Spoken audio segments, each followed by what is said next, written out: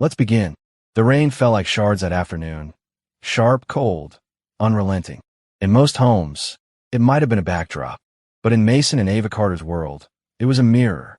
A reflection of something that had begun to fracture long before the clouds ever darkened. Their home in Seattle's northern outskirts looked perfect from the outside. Cedar paneling, bay windows, a small wraparound porch. But inside, something had soured. Not visibly, not in ways guests could point to, but in the quiet, habitual ways marriages rot. Unspoken words, heavy silences, and eyes that no longer lingered. Mason had always been the quieter one. Steady, not the loudest man in a room, but always the most dependable. An operations director for a major shipping firm. His days were structured, methodical. He liked control. He liked calm. Ava, on the other hand, was radiant chaos. A freelance art director who filled the home with half-finished sketches, unfinished wine glasses, and spontaneous weekend plans. She was color and light. At least she had been. They had met 8 years earlier at a gallery opening. Ava had been barefoot in a room full of men in blazers. Mason remembered staring, half in amusement, half in awe. She called him a walking spreadsheet. He called her a hurricane in heels. 2 months later, they moved in together. A year later, they married. By their 7th anniversary, the edges of their love had begun to curl and brown like old paper. The shift was small at first. Ava began to check her phone more often, not during dinners or movie nights, but in the middle of conversations.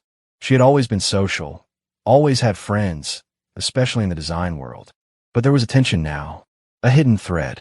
"Hey," Mason had said one morning over breakfast. "You've been somewhere else lately." Ava looked up, startled. "I'm here," she said with a quick smile. He nodded, but it didn't reach him. Then came the Denver trip. "It's just for a design expo," she said, flipping her hair over her shoulder, not quite meeting his gaze. "Gotta show the new pieces. Couple of meetups, drinks, presentations. All women, mostly." Mason remembered standing there, watching her pack. Slim black dresses. A lacy red top he hadn't seen in months. High heels he thought she'd given away. He said nothing. Ava leaned in and kissed him. "You trust me, right?" He managed a nod. Of course. She was gone for 4 nights. Text came.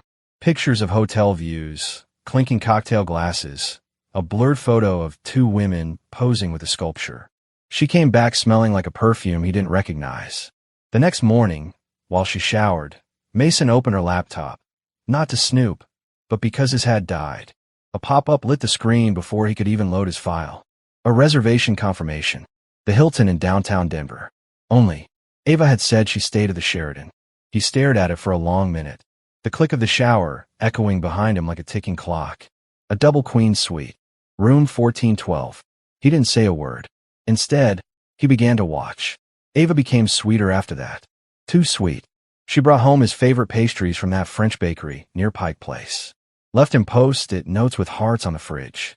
Started wearing lingerie on random Tuesdays. And still, she flinched when he brushed her back at night. She over-explained when she was going out. She smiled too much, and none of it touched her eyes.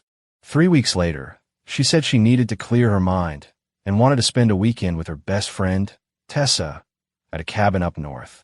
Tessa had always been vocal about not liking cabins, or nature, or silence. That night, Mason called Tessa. "Hey, Mason," she said, chipper but guarded. "Hey, just wanted to make sure you and Ava made it up safe." Pause. "We, haven't left yet," Tessa said carefully. "She's not with me." Said she wasn't feeling well. Mason thanked her, hung up, and sat in silence. By midnight, he had already installed a small GPS tracker into Ava's car. By morning, he had her exact location. And it wasn't a cabin. It was a luxury hotel in Bellevue. Room 916. He didn't storm in. Didn't shout. Didn't call. He waited. He watched. At 7:43 a.m., Ava stepped out of the lobby holding a man's hand. He was tall, tan, wearing a navy suit without a tie, and that smug looseness that came from thinking the world owed you nothing and gave you everything anyway. Mason didn't confront her. Not yet. Instead, he documented it. Every step, every movement, every hotel stay. Over the next 2 weeks, Ava smiled like nothing had happened. They made love once. He watched her closely. She kissed him like she was trying to forget who she was, or who she'd become. Then came a day. A Tuesday. Cloudy, wet, heavy. Mason cooked dinner. Set the table. Lit candles. Ava blinked, surprised. "What's the occasion?" "I want to tell you something," Mason said, pouring her wine. "About someone I met recently." She laughed nervously. "Oh, finally making friends at the gym?" "No," he said calmly. "He's taller. Confident. Like suits. Big on discreet hotel lobbies." The color drained from her face. "What are you talking about?" "I think you know. Room 916. Bellevue. Red heels. Silk dress. You look stunning, by the way." She dropped her fork. Silence. He didn't yell. He didn't flinch. He just said, "I'm giving you one chance. Just one. Tell me the truth." Ava shook. Her mouth moved, but nothing came out. Finally, she whispered, "It was a mistake. A stupid, empty mistake." Mason looked at her long and hard. "No," he said softly. "It was a choice. And now I'm making mine." He stood, walked to the door, and left. Not to run, but to plan. Not a breakdown, but to build back stronger. Because Mason Carter was done being the quiet one. He was done being ignored.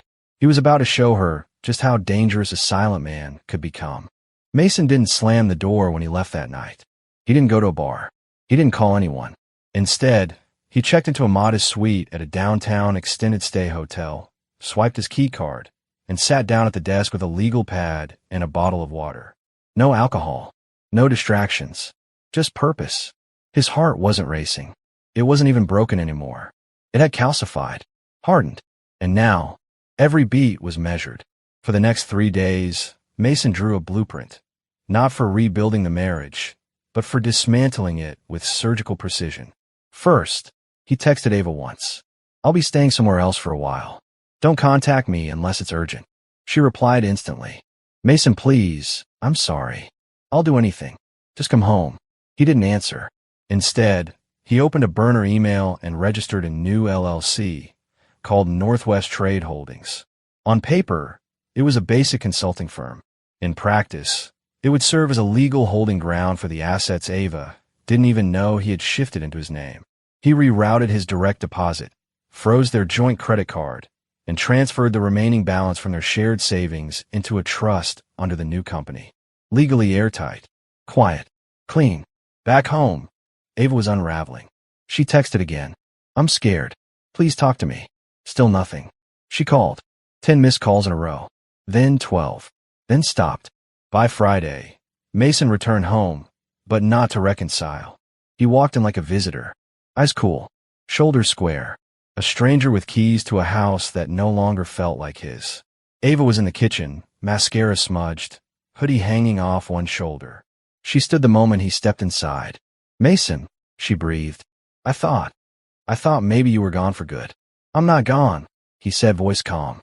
"I'm just not yours anymore." She staggered slightly, like the words had physical weight. "Can we talk?" she pleaded. "We can talk, but we're not going back." He sat down, opened his laptop, and said, "I've made some changes. Financially. Personally. This is the new normal." Her lips parted. "You can't just punish me forever." He met her eyes. "You punished yourself the moment you made that choice. I'm just living in the aftermath."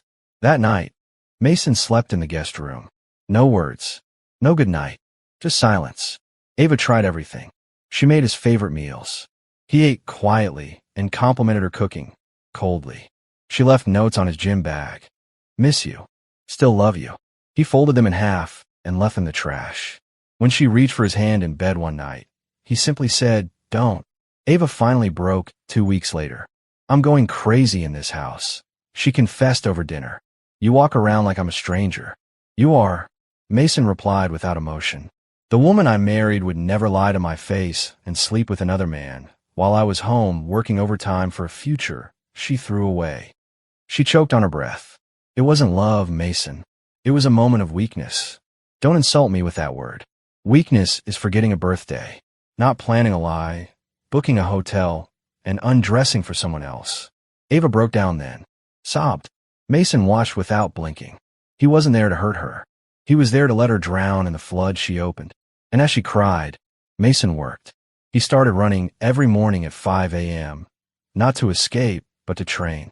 He shifted his schedule at work, taking on higher-level clients and earning whispers of promotion. He bought new clothes, got a haircut, and carried himself differently. Even Ava noticed. One morning, she looked him up and down and said, "You look different." "I feel different," he replied. Then came a night she tried to seduce him. She lit candles in the bedroom, wore a silky black nightgown he hadn't seen in years, the same perfume she wore on their wedding night. Mason stood in the doorway, stared at her, then slowly stepped inside. For a moment, Ava's eyes brightened. But instead of touching her, he walked to the window and drew the blinds. "Try and make this feel like old times," he said, voice unreadable. She nodded. He turned. "I don't want old times. They led me to betrayal." Then he turned and walked away. The next morning, he met with a private investigator named Julian Reed. Julian was discreet, efficient, and worth every dollar. Mason slid a photo of Ava's lover across the table. "I want everything on this man, and everything she's done in the last year. Quietly. No tales. No slips." Julian nodded. "You'll have it in 10 days. By the end of the second week, Mason had a full report in his hands. The man's name was Nathan Green. Married. 2 kids. Real estate investor. And this wasn't his first affair. He had a pattern.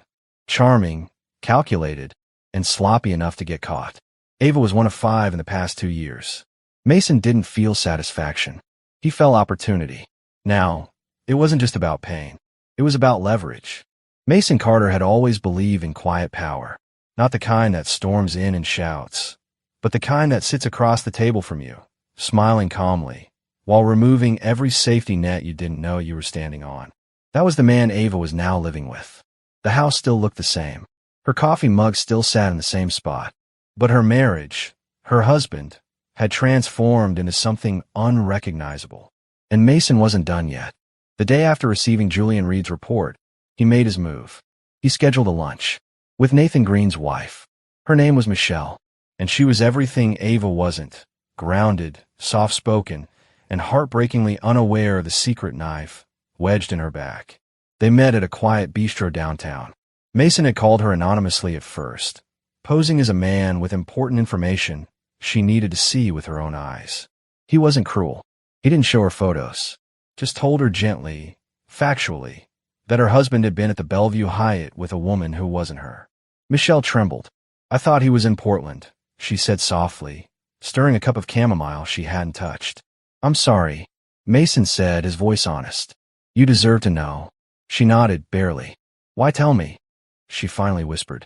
"Because I'm married to the woman he was with," Mason replied. Michelle closed her eyes, then nodded again. They didn't talk much more, just enough for her to ask for his private investigator's contact info. And then, before leaving, she reached out and touched Mason's hand. "I'm sorry you're going through this too." For the first time in months, Mason felt something stir. Not lust, not anger, just understanding. He returned home that night to Ava curled on the couch watching a movie. She muted at the moment she saw him. "You didn't answer my texts," she said, uncertain. "I was out." "Where?" He met her gaze. "Does it matter?" Ava flinched. He could see it in her eyes, the dread, the fear that he was now doing to her what she had done to him. He wasn't. Not yet. But she didn't need to know that. Let her imagination torture her. It was more effective than anything he could say. Over the next few days, Mason continued playing the long game. He changed his gym. He changed his schedule. He started using a new phone for work. Ava couldn't track anything anymore. She spiraled. He caught her checking his browser history, digging through his pockets. She began to cry more often. One night, she cornered him in the kitchen. "Mason, please. I'm losing my mind. I've said I'm sorry. I'm showing you I've changed. Why are you shutting me out?" He leaned back against the counter, arms crossed. "You want honesty?" "Yes. You don't change a wound by covering it with makeup and perfume. You dig into the infection. You feel every ounce of it. And then maybe you get a heal." She swallowed. "I'm feeling it, Mason. Every day." "Good," he said, walking away. Then maybe we're getting somewhere. But they weren't. Not for Ava. Because 3 days later, she walked into the living room and found a manila envelope on the coffee table. No name. No label. Inside were printouts. Photos of her and Nathan. Her stepping into a hotel. Her kissing him in a dim hallway. Date stamped. Clear. she screamed. Mason walked in calmly, carrying a water bottle. Where did you get these? She demanded. He didn't answer. You've been spying on me. I documented the truth, he said. You erased it. I brought it back. I said it was one time. You said a lot of things. She backed away, shaking. Are you trying to break me?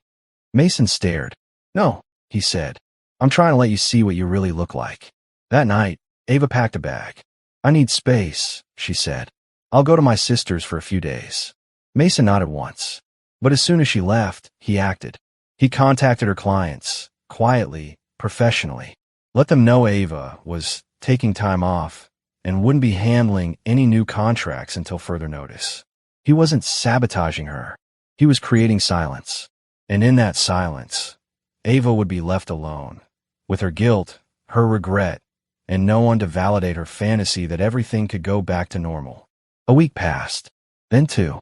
On the 15th day, she returned, eyes sunken, hair flat, clothes wrinkled. I can't sleep, she whispered. I can't eat. Mason looked up from the kitchen table. Maybe you should have thought about that when you were drinking overpriced wine in a hotel suite with a man who wasn't your husband. She burst into tears, fell to her knees, clutched his legs. I'm sorry. I'm so sorry. Just tell me what to do. I'll do anything. He slowly pulled his legs free. You can start, he said, by signing this. He handed her a document. Her eyes scanned the top line. Separation agreement. She looked up, shattered. You're ending this? No, Mason said, calm as ever. I'm resetting the rules. You lost the right to have control. This gives you clarity. That's all. She stared at the pages, shaking. Sign it, he said, or we go full divorce. And trust me, I've already prepared for that. Ava signed, not because she wanted to, but because, for the first time, she realized she was no longer the powerful one in the relationship. She was just a visitor in the ruins she created. Ava signed the separation papers with trembling hands, trying not to cry again. She thought maybe this was temporary, a trial, a way for Mason to vent his pain. But she hadn't realized this wasn't about time anymore. It was about truth. And truth had already moved on without her. Mason treated the house like a hotel after that. He came and went at precise times, ate his meals in silence, slept in the guest room, barely spoke. Ava tried to rekindle things. She cleaned obsessively, left notes, tried to hug him once, but he gently stepped back. I'm not angry anymore, he told her, but I'm not coming back to a lie. That weekend, she made a last attempt. A home-cooked meal, her makeup perfect, her dress the one he used to love. I miss you, she whispered. Do you still miss me? He looked at her for a long moment. No, he said gently. I miss who I thought you were. She froze. But you can't just erase everything we had, she pleaded. I'm not, Mason said. I'm erasing everything you broke. Then came Monday. Mason went to work, just like always. But something had changed. By noon, Ava received an email from a real estate firm. Their home had been listed. She called him in a panic. You're selling the house. I already moved the equity months ago, he said calmly. You can either buy me out, or I'll accept the first full offer. Mason, this was our life. No, Ava, he said, his voice cold. This was my life. You just visited when it was convenient. That evening, she came home to find half the furniture gone. His things, cleared out, and a white envelope on the kitchen table. Inside, finalized divorce papers. No more waiting. Her hands trembled as she stared at his signature. She tried calling. He didn't answer. So she drove to his work the next day, waited in the lobby. When Mason came down, dressed sharp in a navy suit, trimmed beard, confident eyes, she barely recognized him. Why are you doing this? She begged. He looked at her with calm clarity. I gave you everything, and you gambled it for a weekend thrill, he said. Now I'm building something better, with someone who values loyalty.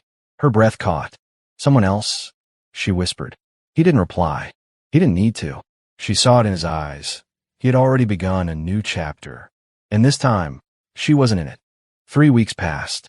Ava stayed in the house alone, each room now a museum of silence. The curtain stayed open longer than usual, hoping maybe Mason would pass by. He didn't. The nights were worst. Cold sheets. Empty kitchen. Her phone remained dry. No texts. No calls. She tried to go back to work, but the fire was gone. Clients had moved on. Some even mentioned professional reputation concerns. She didn't know it yet, but Mason had quietly pulled a few strings, never out of cruelty, just to make her feel the void he once felt. Then one afternoon, an email hit her inbox. Subject: Closing documents, 475 Willow Bend. She opened it. Their house had sold. The keys were to be surrendered by Friday. No discussion. No plea. No chance to stay. The home she had once decorated with love was now being packed up by a stranger's moving crew. 2 days later, she drove downtown to find him. He wasn't hiding. Mason stepped out of a building with a woman by his side. Michelle Green, the wife of the man Ava had cheated with. They weren't holding hands. They weren't touching. But there was something between them. Peace. Not rebound romance. Something quieter. Respect. Shared survival. Ava froze. Mason saw her. He didn't flinch. He walked up to her. Calm, collected. This wasn't about punishing you, he said, voice low. This was about freeing myself. She blinked fast. You're with her. I'm healing. With someone who knows exactly what betrayal feels like. Ava's voice broke. So that's it. Mason took a breath. I'm not angry. Not anymore. I just don't miss who I was when I loved you. He handed her a small envelope. Inside was a photo, one for 5 years ago. Them, laughing in the backyard, barbecue smoke behind them, her arms around him. On the back, he had written, "Thank you for teaching me how much I deserve. Good luck." And just like that, Mason turned and walked away, into a new life, one built from the ashes she left behind.